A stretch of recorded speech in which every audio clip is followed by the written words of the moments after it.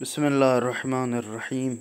ناظرین، آج آپ کی خدمت میں شہادت حضرت مسلم ابن عقیل عرض کرنے جا رہا ہوں۔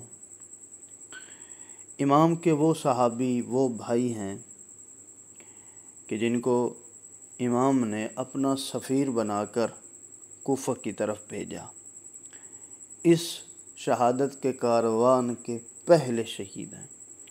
حضرت مسلم ابن عقیل حضرت امام حسین کے ساتھ مدینے سے ہی آپ کے ہمراہ تھے۔ مکہ میں کوفیوں کے خطوط کی کثرت کو دیکھتے ہوئے امام نے عراق کے حالات کا جائزہ لینے کے لیے حضرت مسلم کو اپنا نمائندہ بنا کر بھیجا۔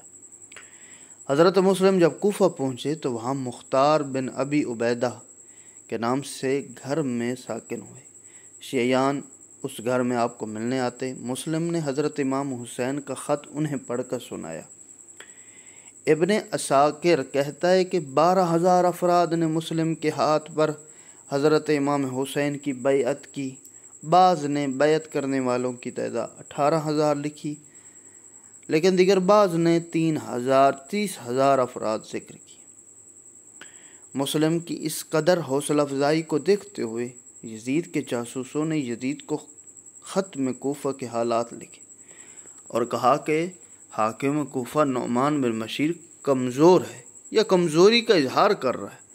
اگر کوفہ چاہتے ہو تو بصرے کے موجودہ حاکم عبید اللہ کو کوفے کا حاکم بنا دو۔ بس یزید نے عبید اللہ کو کوفے کا حاکم مقرر کر دیا۔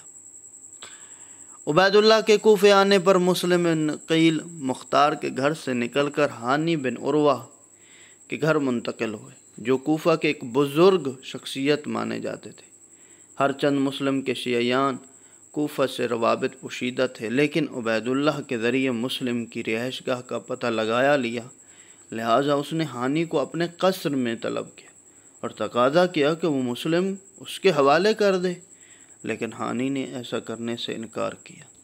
ہانی کی قصر میں حاضر طلبی کی وجہ سے قبیلہ مزجج نے قصر کا گھیراؤ کر لیا، لیکن عبید اللہ نے قاضی شریح کے ذریعے انہیں دھوکہ دے کر منتشر کر لیا۔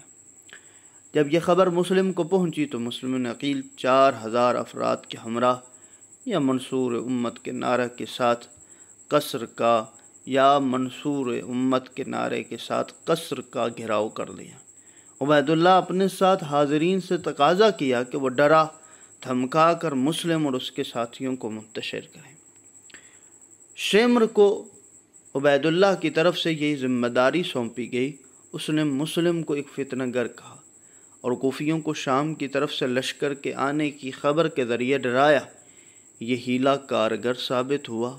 لوگ مسلم کو چھوڑ کر جانے لگے۔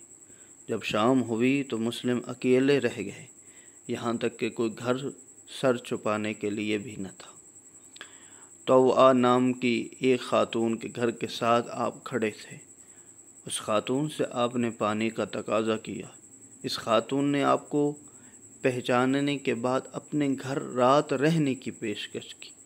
آپ نے اسے قبول کیا، لیکن توآ کے بیٹے نے اپنے گھر میں مسلم کی موجودگی کی خبر صبح کو عبد الرحمن بن محمد بن اشعث کو دی۔ ابن زیاد نے 70 افراد پر مشتمل ایک گروہ کو محمد بن اشعث کی سربراہی میں مسلم کی گرفتاری کے لیے بھیجا۔